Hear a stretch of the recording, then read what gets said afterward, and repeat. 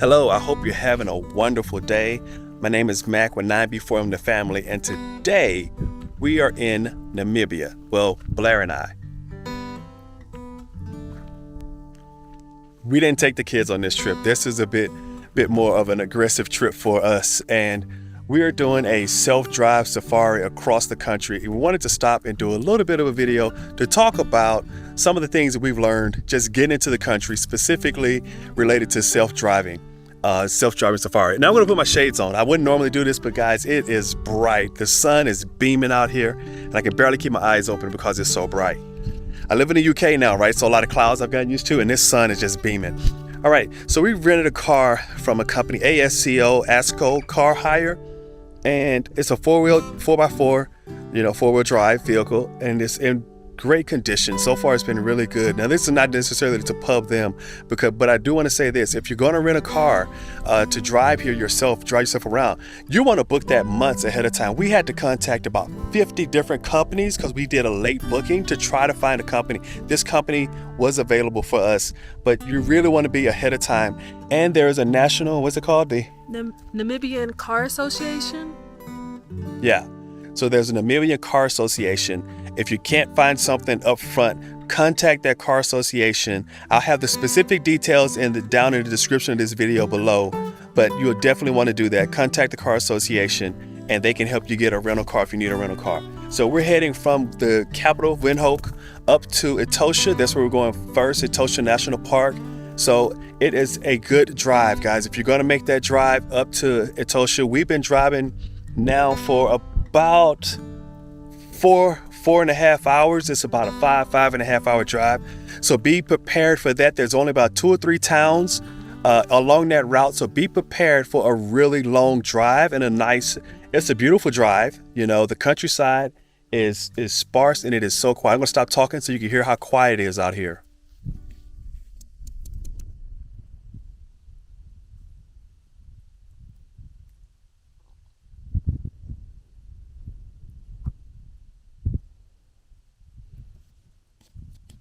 Namibia is not a heavily populated country, so also be prepared. There's going to be some first aid gear. They're going to give you a first aid kit. The company we went with, they gave us a first aid kit. We packed our own first aid kit. You definitely want to do that. If you're going to be coming out here, you should definitely think about first aid. You should think about water purification. You should buy water as soon as you touch down.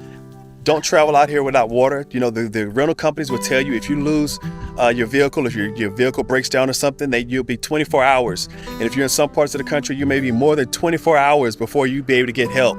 So you definitely want to be in a position to potentially help yourself if you're going to be doing some type of outdoor safari type driving and doing things that kind of what we're doing here. So you want to be able to prepare yourself for that.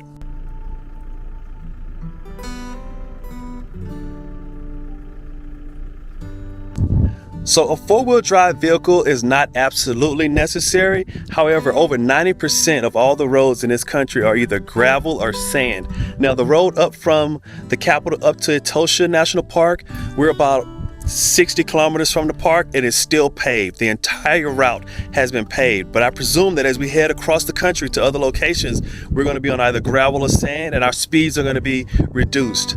Out here in the country, it's 120 kilometers an hour. That's what we're driving. That's no problem, but we're going to have to drop those speeds down to 80 or 70 or 80 when we're driving on the gravel and the sand. That driving could be a bit more treacherous for you if you're going to be driving out across the rest of the country. There's some really unique signs out here. So if you're going to be driving, you're going to see signs for what looks like antelope. You have to watch out for them. And there's a lot of signs for warthogs. Now, we've been driving in the middle of the day, and it's getting the day's ending here. So we've been driving mostly in the middle of the day, which is not a problem. But we have been told repeatedly, you should not be driving in Namibia after dark. That is when the animals are the most active, and they'll be out along the highways, out in the roads. So you should definitely not be driving after dark.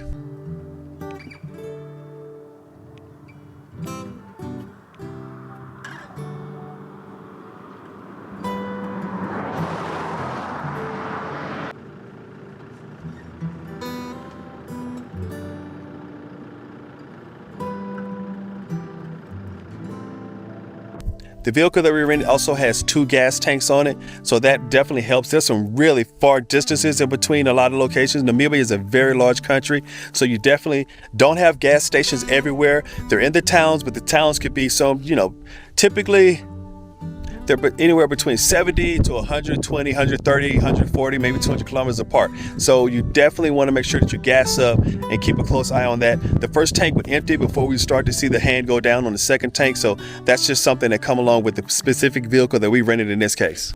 The vehicle we have also has 2 spare tires with all the equipment needed to change it. Okay, so here's a box of safety gear.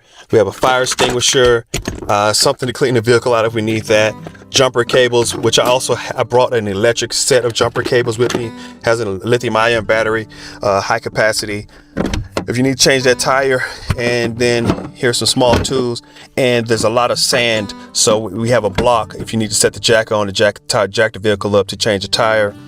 And then if we need to get towed, we have a tow strap. So this came along with the vehicle. So if you're going to be renting a vehicle, you want to make sure that the vehicle has some of this gear with it. If not the exact same setup, you're definitely going to need something like that. Now, another key thing is that with so much of the country being sand and gravel, you have to take certain precautions and drive differently, whether you're on the main highway or whether you're on gravel or sand. And so you have to adjust your tire pressure. Right now we're on hard pack, so that's 2 bars.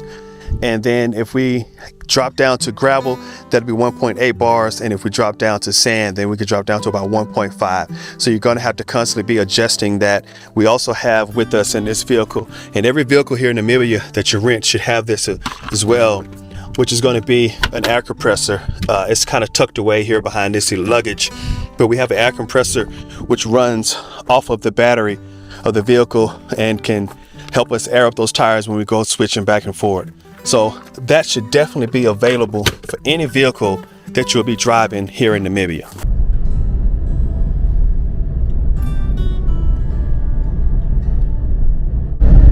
Also, we rented a non-camping vehicle. If you were to rent a camping vehicle, those vehicles would come with a lot more equipment. They'd have shovels and axes and then equipment for camping. So definitely check the list and be sure and know what you're purchasing or renting, either a camping or a non-camping. Again, we don't plan on doing any hard camping, so we didn't get a camping vehicle, but you may want to get one and check what's available. Camping or non-camping should still have the basic safety equipment that was found with this vehicle.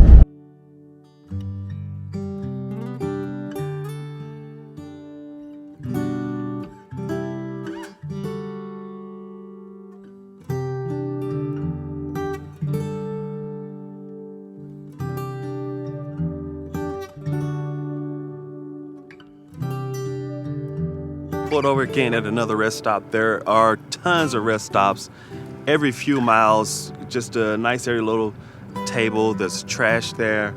There's not actual restroom toilets associated with them, but they're all over the country and you can kind of stop for a minute. We've been driving for about 3 hours. We're about 3.5 hours more to go today before we hit our destination. Namibia is a very large country. You will spend a lot of time traveling from location to location if you're driving. Definitely bring your shades. Don't forget your shades. If we mentioned that before, I want to mention it again. It is bright here, but it's really beautiful. It's quiet. It's peaceful. It's a great place to spend some time.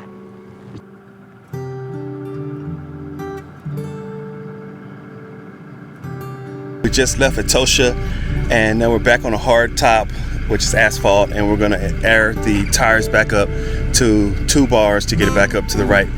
And there's flies flying around here, but I want to show you really quick what our luggage looks like after driving through Etosha today. There's a lot of sand. It's really sandy.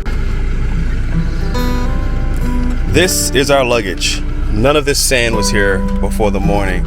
This is how sandy it is. Everything has a coating of sand on it. Everything, including us. So this vehicle comes with the air compressor. You hook it up to the battery. That's what we're going to do right now.